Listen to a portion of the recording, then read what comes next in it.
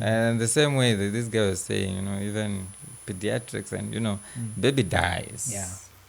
And you who was not even on that ward, doing something else in another ward, it's on you. Why were you not there? True. Yeah. Those experiences are there. Kijabe didn't have such. One of the culture shocks I got when I got to Kijabe is it is the first time consultants were nice. Really? Yeah. You see, you are used to the. So what are you saying about your consultant? You're the ones who taught you. What are you trying to say? It's the first time, but I think this is a well-known fact, which I think we have to say it so that at least maybe we change the narrative. Sometimes you get used to being reprimanded for small mistakes and things until you have some inferiority complex, but I don't think it's the right way to do things. Let me just mention something that one of the things that has improved my memory of things is consistent referral. You refer if you don't know. Yeah. So while I was studying, when you didn't know something, first of all, you are reprimanded for it. And then you are told to go read. And then you come and discuss the following day. Yeah. But then you get home and you have a lot of things to read. So you don't read what you are told to read the previous day. But then when I go to internship, it's a different environment. So if, say, you are in an emergency situation and you want to correct hyponatremia, for example, low sodium. And you're not sure. So they won't tell you to go refer. They'll tell you to open the protocol. You read there with the consultant. They tell you what is the latest then articles and all that. You go through the journals together, see what is the latest protocol. You compare notes, and then you realize that when you do that for the first patient and the second patient and the third patient, then you remember and then it sticks. So if you don't know, you refer. You don't guess. So I think that was one of the major culture shocks, and I think that is good. I intend to make people who learn after me to do the same. So if you are not sure, refer. And actually, it saves a lot of time, because if I can learn it right there and then with the patient, on the patient, why do I need to go and read later?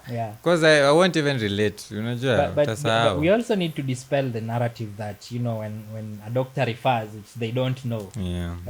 Some people don't want to refer or ask for help because what watasema huyu daktari hata ajui. I talked about it. I think we discussed it with Siome here in the last a couple of episodes ago. You guys go watch it. And we were saying the way as we were taught in Maseno was we were taught in a way that you can actually manage a patient. True. By the time you're referring or consulting, yenyewe umekwama. But I did that actually most of my internship because I was in a much smaller center. I actually did that a lot. I managed most of the patients completely alone. But then when I started working and I went to Nairobi and I met now guys who'd come from UN and was like, you guys consult over everything. Like guys were so easy to, to consult and ask around, which is good. I actually have learned to do that as time goes. I'd rather have a doctor who consults than one who proceeds with what they are not sure about. Which is good. So internship was nice, in short. The experience, the place was nice. The other things, they delayed our pay, which was not nice. That's the government, though. That's on the government. That is the government issue. So 6 months you weren't paid? 6 months. We were paid in July. I think the beginning of July. As a boom for 6 months? True. Ilikuja yote? Ilikuja. Daktari. Pesa ni mingi sana. Define mingi. Ni mingi. Yenye ujakuwa na 6 months salary. If your salary is good, if you're okay with what you're being paid, and then you get all of it, ya miezi sita mara moja. Hiyo ni mob. But now you accumulate madeni. You are in debt, accumulating madeni from KMS or from friends, from other institutions. So when it comes, you just pay everything. Because even the landlords were keeping you on debt. True. So you have to back pay your rent and all that. So it's it's good money, but but it's not fair to delay people's salary. It's not even fair to actually do what the government is trying to do, especially when you're working the whole 24 hours. Man, the internship is intense. You're on 24-hour calls and all that. True, and that's bad. Anyway, but it ended. So it ended end of 2023. It ended. Ukaingia job market. Mara hiyo pap kazi. No, how? Mzuri. So I think there is something that we need to sort out as a profession for doctors. I was very frustrated with getting license. Really? It took long. It took like a month. Why? Mine took a week. All right. So let's do this chronologically. So once you finish, you need to submit your documents, your logbook, to Nairobi. Now that was not convenient for someone like me who studied the other side of the country, because I was in Nairobi. So I have to go back to Maseno, get my documents, and then bring them back. Wait, which documents are these? I thought they had the logbook.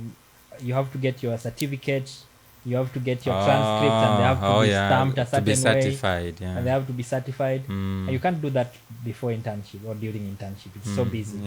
So now I did that, but then I failed to stamp some single documents. I failed to stamp it. So when I reached the offices, they rejected the entire thing. So I had to travel back to Maseno to get a stamp for a single document. And then I go back with it, because I thought the original don't need stamping. So the photocopy of the original. If I have my certificate of graduation and I have photocopied it, if I show you the photocopy plus the original, you should accept. You should be satisfied. But now they sent me back to go and stamp the photocopy of the original. Yet I have the original with me. So I had to travel back for a single document. It was very costly. That's at the council, right? Yeah, it was very costly. So I think there are things that need to be handled at the council. Yeah. At least make there's a lot that needs to be handled at the council. Yeah, but they need to make the process easier, because it also costs a lot of money. It does. It does. Traveling, paying for, and for people who are not staying in Nairobi, the process will take long. You even need accommodation. Accommodation and foods and all that. So maybe they should devolve. They should have services at Huduma Center, maybe for the various areas, and maybe allow some applications online, submissions online. The way we renew licenses anyway. So for those things, we can go and scan them and submit online. True. And then maybe go and get whatever they need to collect physically. Or they just send it to your email. It's easier. Anyway. So it took you a month? It took me a month to do that. Yeah, it really took me a long time. That's frustrating again. You're wasting time. Because you're also not staying, doing nothing. You are also sending job applications. So that when and then when they call you for interview, you still don't have your license. So you've sent job applications. They've called you for interview, you don't have a license. You won't get it. So I actually lost 3 slots like that. What? So I got interview. Now when they were asking for the documents, then where's your license? Where's your license? And I'm like, it's still they've told us 4 weeks. The reason it took for a month is even after we submitted the document, it took some time to process them. So you've submitted everything, you're just waiting on the other end for them to give you the license. And just a waiting game. We keep telling the HR, they'll give it to me in 2 weeks, 4 weeks. Nothing is now wanataka emo. And they can't employ someone without a license. So where were you looking for work? Ulikuwa unatafuta wapi? So because I had come out of internship with the notion that work is difficult to find, so I did quite an ingenious idea which I think I can share. Share bana, do share. Watu so that people can wanakapitia huko nje. So because I had done some IT, this I did the technical bit, but essentially what it means is I used some web scraping tool. Web scraping. So web scraping means you get some data that you need online. So what I did is just I narrowed down to hospitals in the country, got their email addresses, the ones that are publicly available, and then I sorted those email addresses as which one links to HR or the CEO or something, and selected the levels of hospitals. And then I sent them applications on email. I sent several. It was like 260 something applications. Yeah. At once? Not at once. You can't do that at once. Yeah. So, but with automation tools, you can. So with the email addresses, you just put them on a spreadsheet, and then you get a template email plus your documents, and then you attach and BCC as well. Interesting. And then out of 200 and something, you can be lucky to get like 5 responses, and maybe out of the 5 responses you get like 2 interview calls, and maybe you score 1. Which is what happened? Yeah, which is what happened. Actually, nice. That is how I got my first place. But it didn't go as planned. You know, the challenges are usually it was a private hospital. Yeah. Was it pay? Yes. They weren't paying you, or they were delaying your pays. So there are 2 issues. The paying was not up to the standard, and it was delaying. Yes. So you are not sure when the next pay is coming. Ukawambia kwendeni huko bana. No, you don't tell them like that. Actually, I learned this the hard way in retrospect. You don't quit your job, however much you hate it, without getting a new alternative. So you have to secure your next spot. I was actually advising some young medics just yesterday. The opposite. How did they live? I was telling them, you know, there is no way you won't even have time to go for an interview if you're still holding on to this job. But now, if you don't have something to bring food on the table, that was the argument as well. It's easier for people who don't have dependents. True. Yeah, if you have dependents, then it's difficult. Yeah, but it worked well. So you got your first job in Nairobi? Am I happy? No, I don't want to give clues because you know it's mostly negative. So. Yeah, so. But you know they shouldn't sue me. They can't sue you. Kama wakulipa si wakulipa. Yeah, they shouldn't sue me. Because but they know they have my money, so they still have your money. They'll pay me. Even me, there is a place I had to leave my money because and that's the story. There's actually very many, not just doctors, medics generally, who've worked for these hospitals and they have not been paid. And that just goes. And I've seen people even trying to make class action suits, help aided by the union and all that, to try and negotiate for, to sue so that they are paid. I think we should have like a database called Wall of Shame for hospitals that don't pay their doctors. There used to so be that we tell people to avoid those. I wanted to do that on my TikTok at some point. But sina pesa ya lawyer. But I wanted to do because it's actually, even patients need to know. Yeah, people because and we had an episode here with Dr. Liz. That the title was "A Sad Doctor is Not a Safe Doctor." True. Yeah, because when you've not been paid, there's no way. There's no way you're going to do ati you're umekasirika na mdosi na patient huyu amekuja hapo unaona yeye atalipa mamita, wewe utapata kitu. There's no way you're going to be happy. But I think people should just be serious and be forthright. I prefer, if you're an employer who maybe has challenges with finances, you communicate that you have challenges with finances. But leaving someone guessing when you're going to pay them for like 2-3 months, that's not a good thing. It's unfair. It's unfair, especially when they're in such a critical field. True. But I think the ball comes to regulation. I mean, who is regulating these facilities?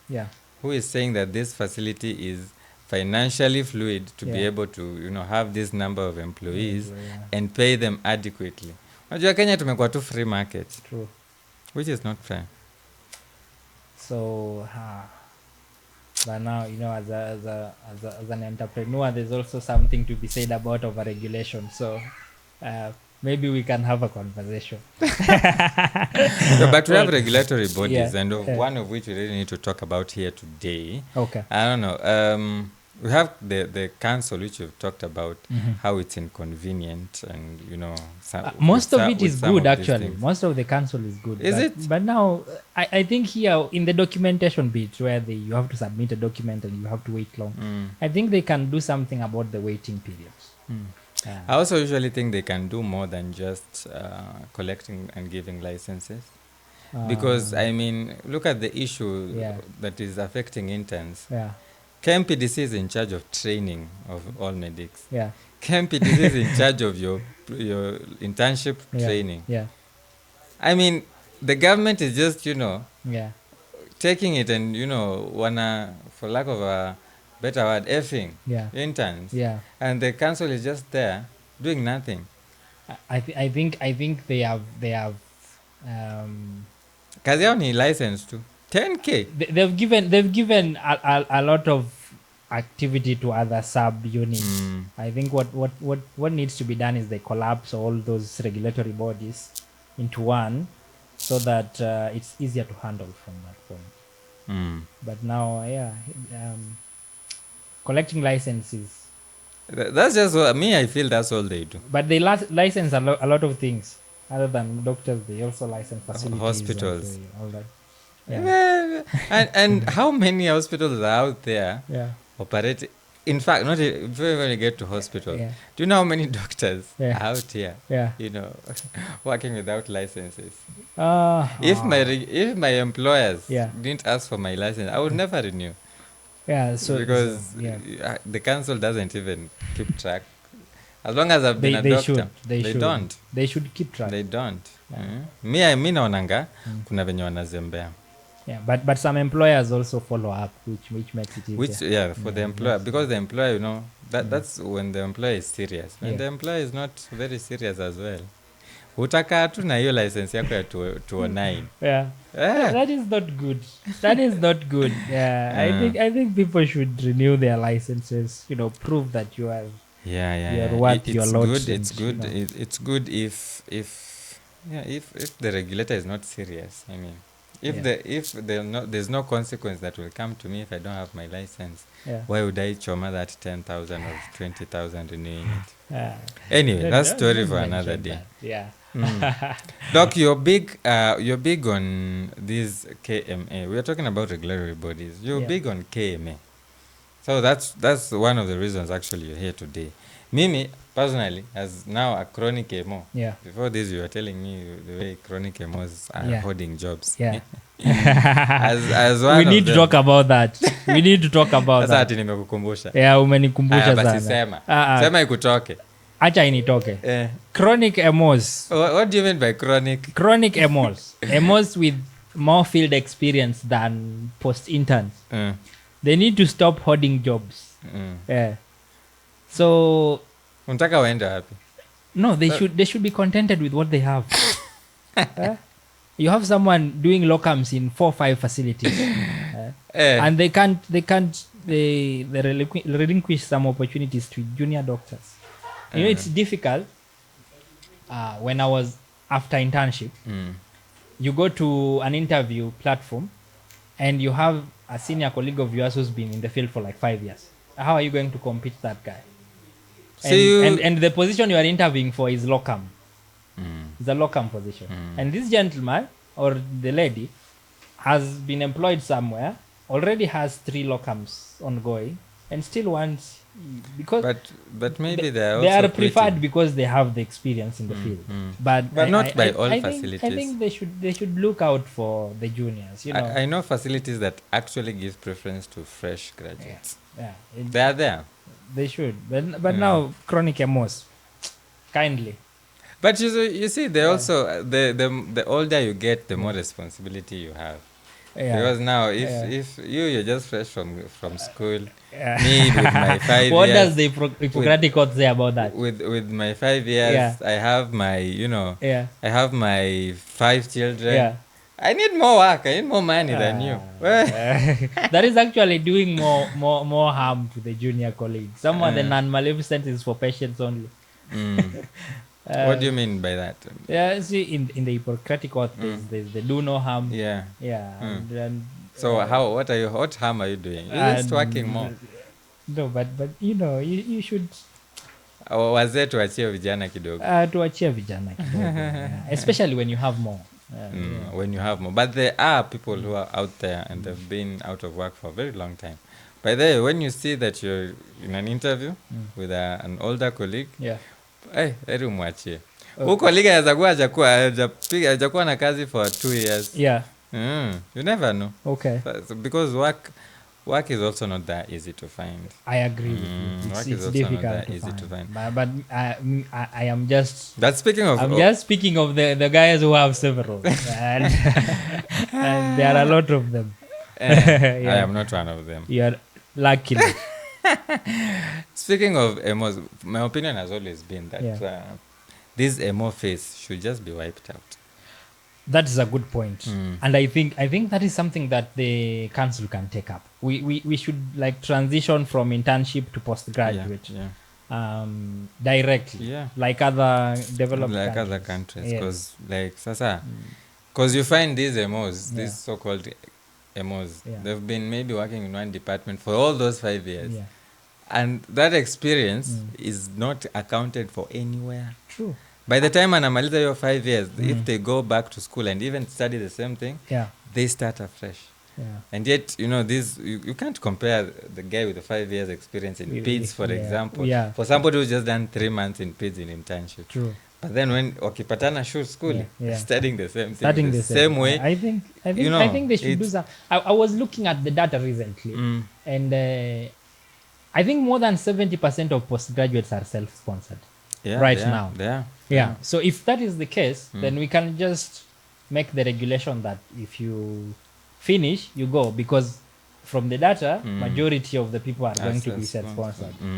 So we can just open it and make it easier. Say after you finish, this is the next step. There's no waiting period, and people can just pay their way. I think a better that way would be helpful. A better way would be to empower the so-called county hospitals.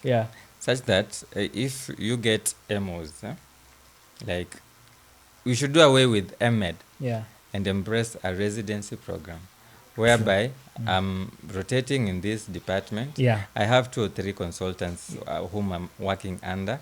If you just provide a logbook that I should do this and this and this in this number of years. If I achieve that, I go sit an exam and I'm a pediatrician. True. That's what happens out there. But you find we can do that. Yeah, we should do that. Especially now that we are not relying, majority of people are not relying for funding elsewhere like it was in the past. They should just make that easy. You get my point when I say the council should be just doing more than just collecting licenses. I agree with you. These are the things they should be looking into. I agree with Mnipe hiyo chairman ya kazi. Mnipe hiyo kazi. Anyway. But that was a good point. That was a good point. Only a daktari ya quick one. Mmesikia gava? Consider that. It will solve so many of these problems we have around here. Anyway. Now let's go to the other regulatory. I don't know if it's a regulatory body and association. You are talking about KMA. What do you have against us? I first of all, I don't know what KMA actually is meant to do. Let me just correct something you mentioned earlier. I am not a big person in KMA. You're not a big person. You're big on. I say, because you kizungu kubwa. Kizungu kubwa. Wewe ni mtoto hata kitovu ijapona. Takwaje big person. I'm looking forward to actually talking to the chair. He's very receptive. A good friend of mine. I'm looking forward to talking to him, but sasa wewe tengeneze. I don't want to be very green when he comes here. When he comes. So you tell us. Now we start from the basics. I think one thing that doctors need to understand or distinguish is the difference between these regulatory bodies that we are talking about. So the 4 major ones that we have are the KMA, the KMPDU, the KMPDC, and the SACO. Okay. Yes. So the council, we know what the council does. Gives licenses. That too, plus other things. It's different. Gives licenses and, closes down facilities or takes away your license if you mess up. That's part of what they do. Those are just entirely what say something else. Say something else. All right, but we'll not talk about the concept today. There's the union. The union primarily focuses on labor. Calls for strikes. So yeah, but they primarily should address the concerns of doctors as employees. Yeah, so if you have any qualms with your employer, then the union is the best. Yeah, and actually, doctors, we had the DSG, very passionate guy. Had him on the podcast. Scroll chini, utamwona. Yeah, so we have to give credit where it's due. Whatever they've done, at least to progress our profession. Okay. Then there's the KMA. KMA is I can summarize it as the policy wing for doctors. Policy wing. Yeah. So it started as a wellness platform for doctors. Okay. That was in the late 1960s. Yeah. So Okay. I think it was 1968 when they started the whole idea of KMA, and it was primarily for wellness, ensuring the well-being of Daktari. And then they got incorporated in the early 70s. Was it 73? Yeah, I think it was in 73. It became a legal entity. Okay. So being a legal entity, it could now do more than just wellness for doctors. So it could be champion for policies, engage in legal activities involved in the medical profession, and all that. So that is what it has been doing since then. 70s. Yes. It's primarily a policy and legal wing for Daktari. Okay. Yeah.